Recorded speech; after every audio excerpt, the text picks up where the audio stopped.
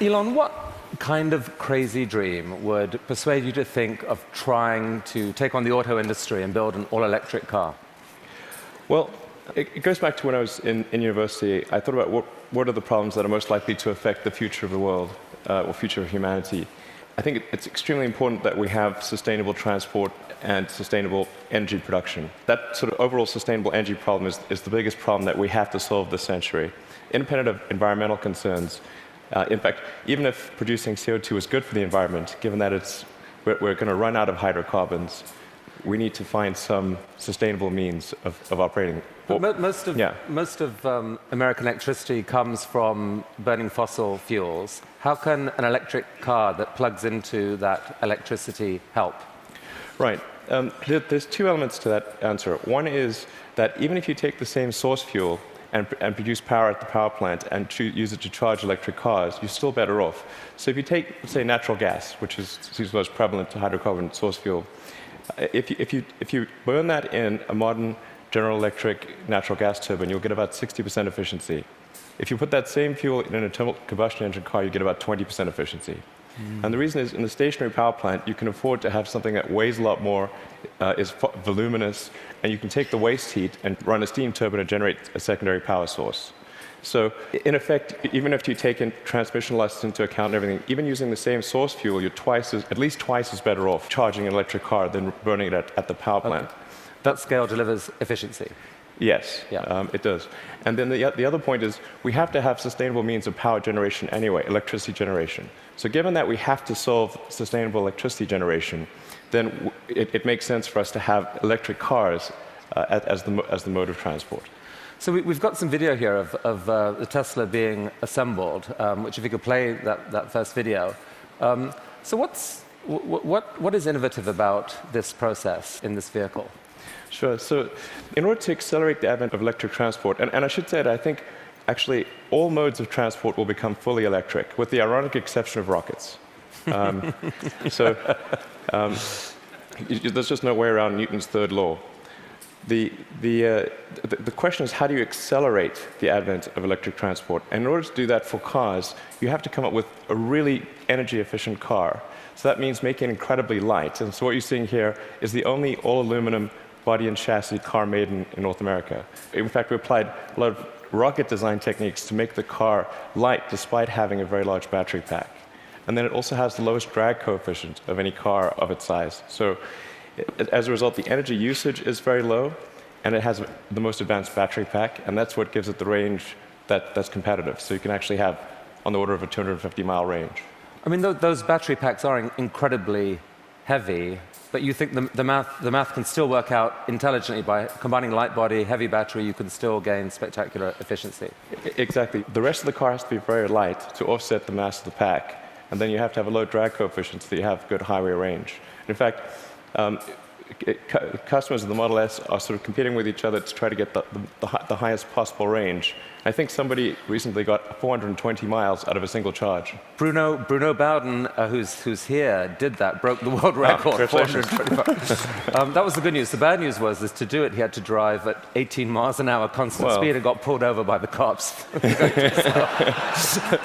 Yeah, I mean, you can certainly drive. If you drive at sort of 65 miles an hour under normal conditions, 250 miles is a reasonable number. Let's show that second video showing the Tesla in action on ice. Not at all a dig at the New York Times, this, by the way. What is the most surprising thing about the experience of driving the car? In creating an electric car, the responsiveness of the car is really incredible. So we want to really have people feel as though they've almost got a mind meld with the car. So you just feel like you and the car are kind of one. And as you corner and accelerate, it just happens, like the car has ESP. You can do that with an electric car because of its responsiveness. You can't do that with a gasoline car. I think that's really a profound difference, and people only experience that when they have a test drive. I mean, this is a beautiful but expensive car. Is there a roadmap where this becomes a mass market vehicle? Yeah, the goal of Tesla has always been to have a sort of a three-step process where version 1 was an expensive car in low volume, version 2 is sort of medium price and medium volume, and then version 3 would be low price, high volume. So we're at step 2 at this point. So we had a $100,000 sports car, which was the Roadster. Then we've got the Model S, which starts at around $50,000. And our third generation car, which will hopefully be out in about 3 or 4 years, will be a $30,000 car. But whenever you've got really new technology, it generally takes about 3 major versions in order to make it a compelling mass market product. And so I think we're making progress in that direction, and I feel confident that we'll get there. I mean, right now, if you've got a short commute, you drive, you can get back, you can charge at home. There isn't a huge nationwide network of charging stations now that are fast. Do you see that coming, really, truly, or just on a few key routes? There actually are far more charging stations than people realize. And at Tesla, we developed something called the supercharging technology. So, and we're offering that if you buy a Model S for free, forever. And so this is something that maybe a lot of people don't realize. We actually have California and Nevada covered. We've got the eastern seaboard from Boston to DC covered. By the end of this year, you'll be able to drive from LA to New York. You're just using the supercharger network, which charges at 5 times the rate of anything else. And the key thing is to have a ratio of drive to stop, to a stop time of about 6 or 7. So if you drive for 3 hours, you want to stop for 20 or 30 minutes, because that's normally what people will stop for. So if you start a trip at 9 a.m., by noon, you want to stop to have a bite to eat, hit the restroom, coffee, and keep going. So your proposition to consumers is, for the full charge, it can take an hour. So it's common. Don't expect to be out of here in 10 minutes. Wait for an hour, but the good news is you're helping save the planet, and by the way, the electricity is free. No, you don't pay anything. Actually, what we're expecting is for people to stop for about 20 to 30 minutes, not for an hour. It's actually better to drive for about maybe 160, 170 miles, and then stop for half an hour, and then keep going. That's the natural cadence of a trip. All right. So this is only one string to your energy bow. You've been working on this solar company, SolarCity. What's unusual about that? Well, as I mentioned earlier, we have to have sustainable electricity production as well as consumption. So I'm quite confident that the primary means of power generation will be solar. I mean, it's really indirect fusion is what it is. We've got this giant fusion generator in the sky called the sun. And we just need to tap a little bit of that energy for purposes of human civilization. Most people know but don't realize they know is that the world is almost entirely solar-powered already. If the sun wasn't there, we'd be a frozen ice ball at 3 degrees Kelvin. And the sun powers the entire system of precipitation. The whole ecosystem is solar-powered. But in a gallon of gasoline, you have effectively thousands of years of sun power compressed into a small space. So it's hard to make the numbers work right now on solar and to remotely compete with, for example, natural gas, fracked natural gas. How are you going to build a business here? Well, I'm confident that solar will beat everything, hands down, including natural gas. How? It must, actually. If it doesn't, we're in deep trouble. But you're not selling solar panels to consumers. What are you doing? No, we actually are. You can buy a solar system, or you can lease a solar system. Most people choose to lease. And the thing about solar power is that it doesn't have any feedstock or operational costs. So once it's installed, it's just there. It works for decades. It'll work for probably a century. And this is so therefore the key thing to do is to get the cost of that initial installation low, and then get the cost of the financing low, so that because that interest, those are the two factors that drive the cost of solar, and we've made huge progress in that direction, and that's why I'm confident we'll actually beat natural gas. So your current proposition to consumers is, don't pay so much up front. Pay zero up front. We will install panels on your roof. Yes. You will then pay. How long is a typical lease? Typical leases are 20 years. But the value proposition is, as you're sort of alluding to, quite straightforward. It's no money down, and your utility bill decreases. So Right. It's a pretty good deal. So that seems like a win for the consumer. No risk. You will pay less than you're paying now. And for you, the dream here then is that, I mean, who owns the electricity from those panels for the longer term? I mean, how do you, the company, benefit? Well, essentially,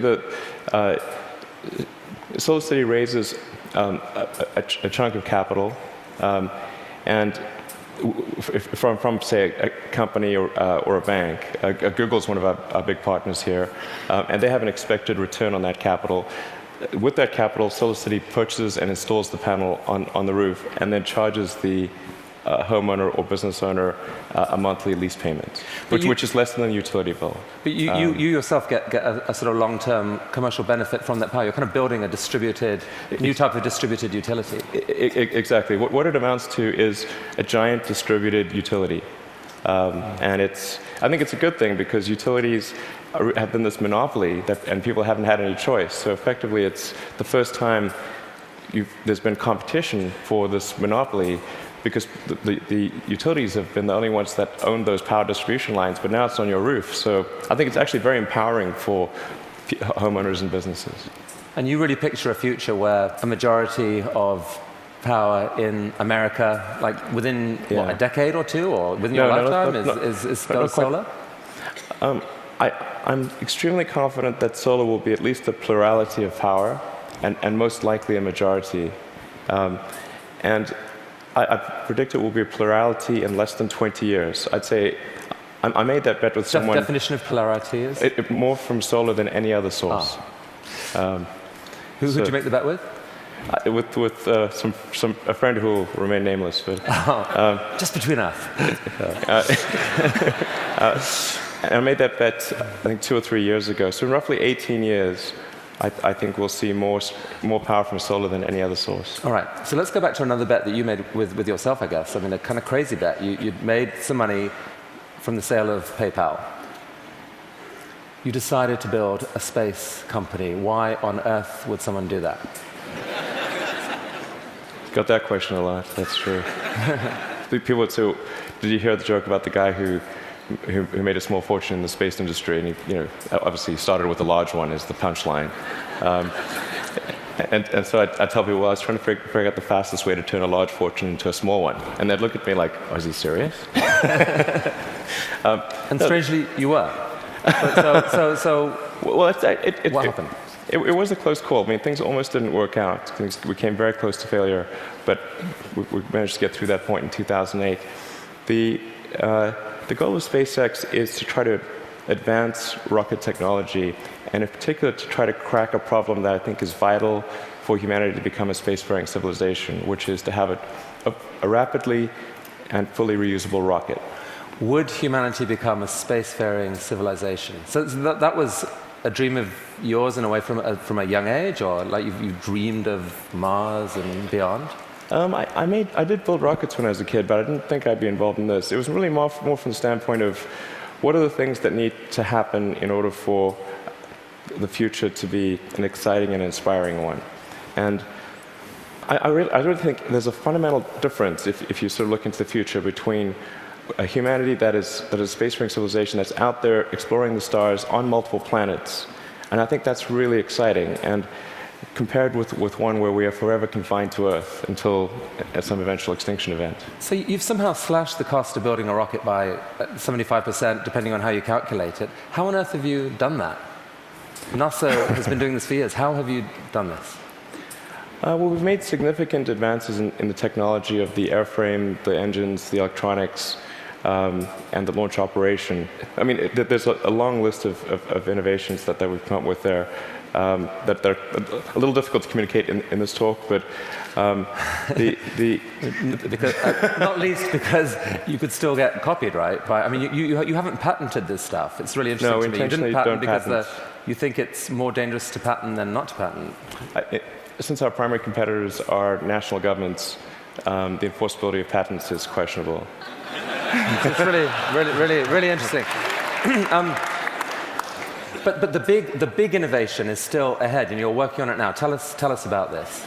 Right. So the big innovation. In fact, let's roll that video, and you can talk us through it. What's happening here? Absolutely. So The thing about rockets is that they're all expendable. All rockets that fly today are fully expendable. The space shuttle was an attempt at a reusable rocket, but even the main tank of the space shuttle was thrown away every time. And the parts that were reusable took a 10,000-person group 9 months to refurbish for flight. So the space shuttle ended up costing $1 billion per flight. Obviously, that doesn't work very well for... So what just happened there? We just saw something land? That's right. So it's important that the rocket stages be able to come back, to be able to return to the launch site and be ready to launch again within a matter of hours. Wow. Yeah. Reusable rocket. Yes.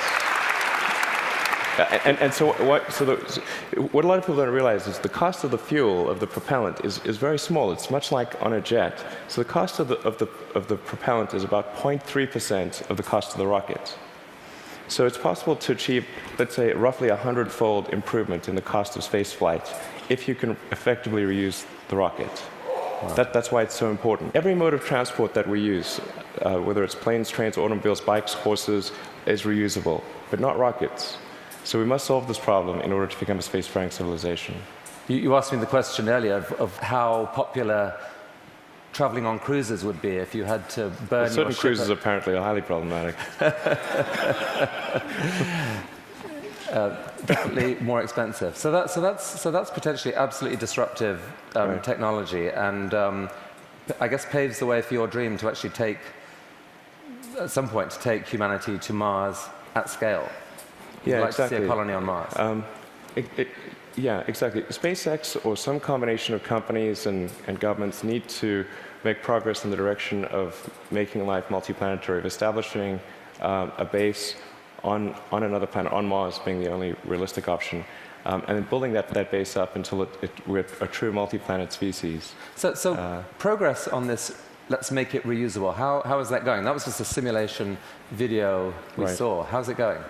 We've been making some good progress recently with something we call the Grasshopper test project, where we're testing the vertical landing portion of the flight, the sort of terminal portion, which is quite tricky. We've had some good tests. Can we see that? Yeah. So that's just to give a sense of scale. We dressed the cowboy as Johnny Cash and bolted the mannequin to the rocket. All right, let's see that video then, because this is actually amazing when you think about it. You've never seen this before: a rocket blasting off, and then. Yeah, so that rocket is about the size of a 12-story building.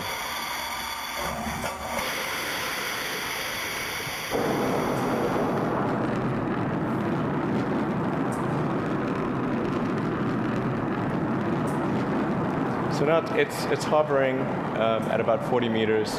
And it's constantly adjusting the angle of the pitch and yaw of the main engine and maintaining roll with cold gas thrusters.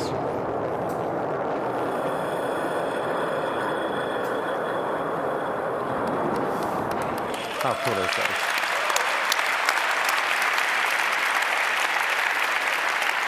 Elon, how have you done this? These projects are so... These PayPal, SolarCity, Tesla, SpaceX, they're so spectacularly different. They're such ambitious projects at scale. How on earth has one person been able to innovate in this way? What is it about you? I don't know, actually. I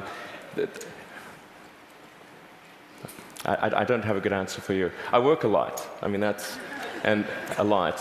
Well, I have a theory. Okay, all right. My theory is that you have an ability to think at a system level of design that pull together design, technology, and business. So if TED was TBD, design, technology, business, into one package, synthesize it in a way that very few people can, and this is the critical thing, feel so damn confident in that click-together package that you take crazy risks. You bet your fortune on it, and you seem to have done that multiple times. I mean, almost no one can do that. Can we have some of that secret sauce? Can we put it into our education system? Can someone learn from you? It is truly amazing what you've done. Oh, thanks. Thank you. Well, I think I do think there's a good framework for thinking. It is physics, the sort of first principles reasoning. I mean, generally, I think there are What I mean by that is boil things down to their fundamental truths and reason up from there, as opposed to reasoning by analogy. Through most of our life, we get through life by reasoning by analogy, which essentially means kind of copying what other people do with slight variations. And you have to do that, otherwise it's mentally you wouldn't be able to get through the day. But when you want to do something new, you have to apply the physics approach. Physics is really sort of figuring out how to discover new things that are counterintuitive, like quantum mechanics. It's really counterintuitive. So I think that's an important thing to do. And then also to really pay attention to negative feedback and solicit it, particularly from friends. This may sound like sort of simple advice, but it's hardly anyone does that, and it's incredibly helpful. Boys and girls watching, study physics. Learn from this man. Elon Musk, I wish we had all day, all right. But thank you so much for coming to TED. Thank you. That was awesome. It was really, really cool. Look at that. Just think about it. That was fantastic. Thank you so much.